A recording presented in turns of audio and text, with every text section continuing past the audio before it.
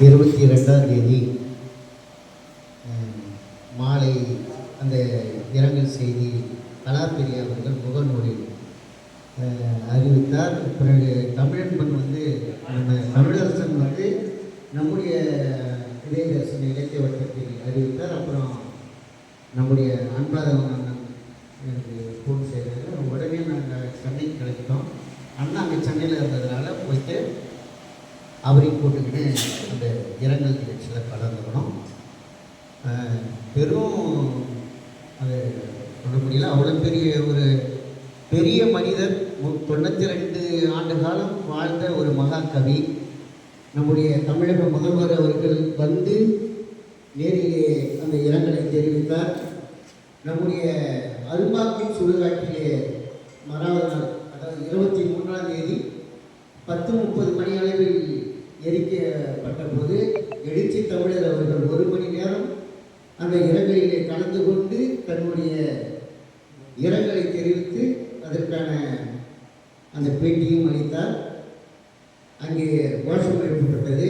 நம்முடைய அண்ணன் அவர்கள் கோஷம் எழுப்பினார். அண்ணன் ராமமூர்த்தி அண்ணன் இருந்திருந்தால் அந்த 1 மணி நேரமும் நல்ல ஈரோடு தமிழன்பனை பற்றி முழு முழக்கமாக அது இருந்திருக்கும் என்று நாங்கள் அங்கே பேசிக்கொண்டிருந்தோம்.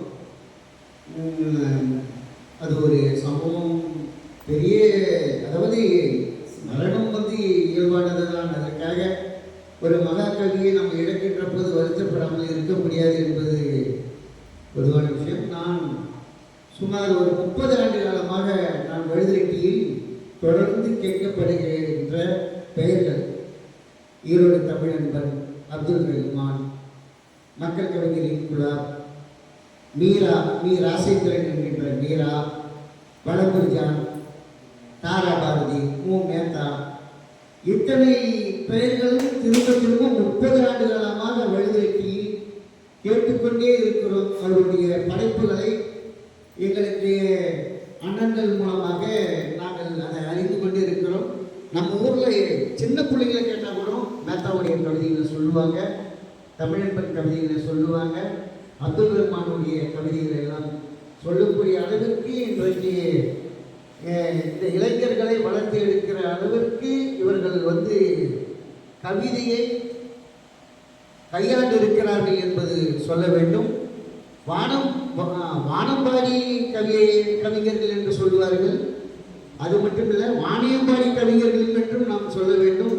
வாணியம்பாடியில் தான் அப்துல் ரஹ்மானை கூடிய கவியரங்கத்திலே தலைமையிலே அண்ணன் ஜெயச்சந்திரன் அண்ணன் அவர்கள், ராமமூர்த்தி அண்ணன் அவர்கள் கவிதை வாசித்தார்கள்.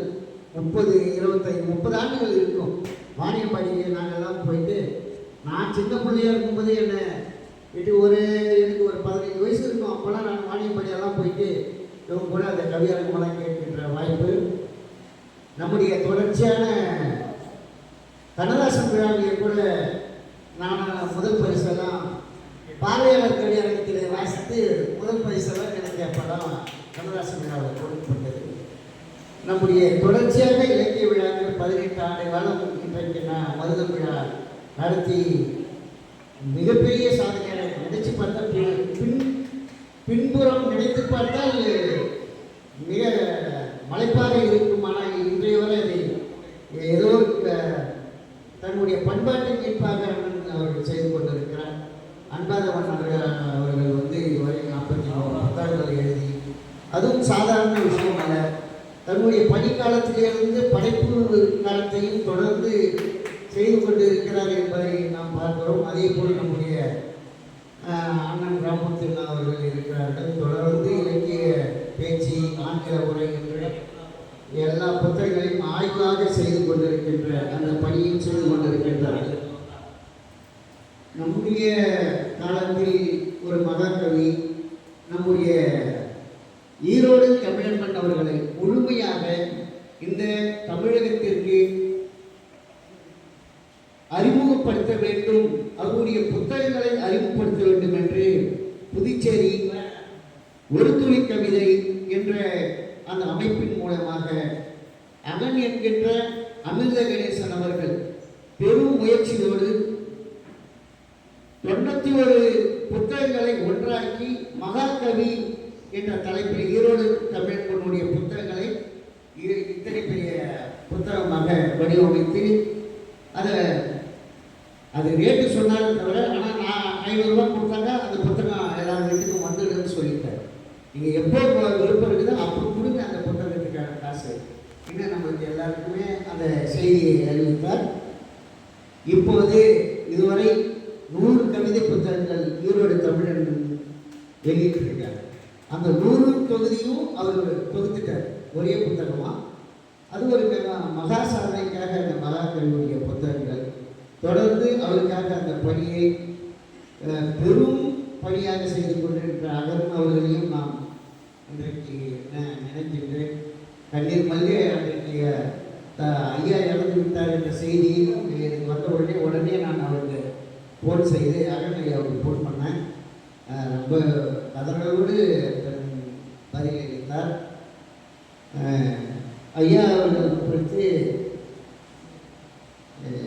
சொல்வதில் சரி, இன்றைக்கு இந்த விழா எப்படியாவது நடத்திடணும்னு முடிவு பண்ணியிருந்ததுனால, மழை இருந்ததுனால இன்னும் நிறைய பேர் வந்திருக்கலாம். ஐயா கேள்வி எப்போதும் ஈடுபாடு கொண்டவர்கள் இருக்கிறார்கள். விழுப்புரம் என்றால் ஈரோடு கண்ணம்மன் ஐயா அவர்களுக்கு பெரும் மதிப்பு இடமும் உண்டு. அவருடைய மாணவர் இங்கே அண்ணன் ஜெயச்சந்திரன் அவர்கள், அவர் இங்கே நமக்கு எல்லாம் இந்த கவிதைகள் எல்லாம் கொண்டு வந்து சேர்ப்பதற்கு முழு காரணம் நம்முடைய அண்ணன் ஜெயச்சந்திரன் அவர்கள். எப்படி என்றால் ஈரோடு தமிழனுடைய மாணவர், மேத்தாவுடைய மாணவர், இன்குலாப்புடைய மாணவர்.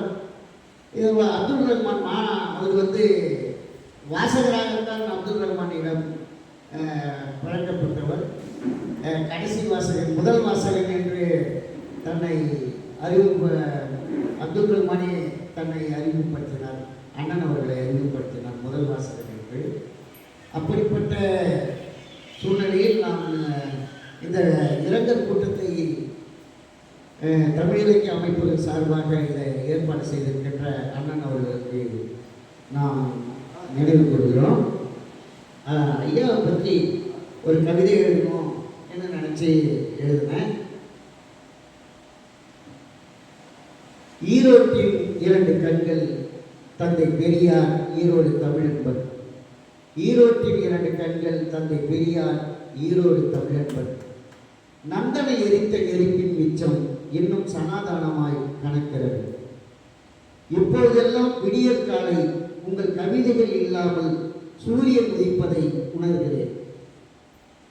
அதிகாலை பணியிலும் இலைகளின் குளிருக்கு கவிதையால் கதகதப்பு தந்துவிடும் அந்த நாள் இழந்து நடுங்குகிறது கவிதை. 10வது முறை விழுந்தவனை கவிதையின் கை கொண்டு முயற்சியை முன்மொழிந்ததில் இன்னும் விழாமல் ஓடிக்கொண்டே இருக்கிறான் இளைஞர். பாரதிதாசனுக்கு ஒரு மகாகவி, பாரதிதாசன் பரம்பரையில் ஒரு மகாகவி, பாரதிதாசனுக்கு ஒரு மகாகவி, பாரதிதாசன் பரம்பரையில் ஒரு மகாகவி. திராவிடத்தின் அரணாய் கவிதையில் ஆயுதம் செய்தவர் ஈரோடு தமிழன்பர். 92 வருடம் தொடர் புள்ளியாக இருந்த கவிதை முற்றுப்புள்ளி பெற்றும் தொடர்கிறது நினைவு. நீங்கள் செய்தி வாசித்தீர்கள். துல்லியமான மொழி காற்றின் தடத்தால் காதுகளுக்கு கடத்தப்பட்டது. நீங்கள் கவிதை வாசித்தீர்கள். காதுகள் வழியே சென்று இதயத்தை இளமையாக்கியது.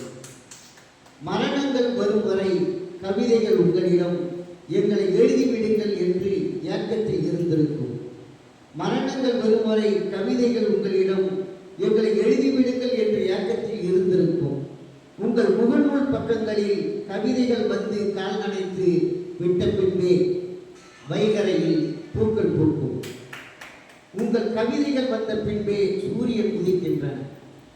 எல்லோரும் தன் வாழ்க்கையின் பக்கங்களை ஈரோடு தமிழன்பன் கவிதையில் சரிபார்த்து கொண்டோம். 100 புத்தகங்கள் தந்த ஒரு புத்தகம் நீங்கள், 100 புத்தகங்கள் தந்த ஒரு புத்தகம் நீங்கள். எல்லோருக்குமான கவிதைகளையும் வாசித்த எங்கள் மானுடம் நீங்கள். எரித்தது என்னவோ உடலைத்தான், எரித்தது என்னவோ உடலைத்தான். உங்கள் சிந்தனைகள் 100,000 கவிதை புத்தகங்கள். நீங்கள் வாசிப்பது போல் வாசிப்பதில் இருக்கிறது எங்கள் கவிதையும். எழுத்துக்கள் இரவே புறப்பட்டு உங்களிடம் வந்துவிடும், காலையில் உங்களிடம் கவிதையாவதற்கு. கலைஞரின் 2 கைகளில் 2 புத்தகங்கள், அப்துல் ரஹ்மானும் ஈரோடு தமிழன்பனும். கலைஞரின் 2 கைகளில் 2 புத்தகங்கள், அப்துல் ரஹ்மானும் ஈரோடு தமிழன்பனும். கலைஞரின் 2 கைகளில் தீப்பந்தங்கள், அப்துல் ரஹ்மானும் ஈரோடு தமிழன்பனும். ஐயா அவர்களுக்கு என் இரங்கலை தெரிவித்து விடைபெறுகிறேன் என்று. மகாகவிக்கு கவிதையாலேயே அஞ்சலி செலுத்திய நம்முடைய மக்களை செயல் அவர்களுக்கு நன்றி. அவர் சொன்னதை போல 30 ஆண்டு காலமாக கவிதையோடு அவருடைய கவிதைகளோடு தொடர் பயணம் நிகழ்த்தி வருகிறார் மக்களை செயல். அடுத்து நம்முடைய மருதம் அமைப்பை வைத்து நம்முடைய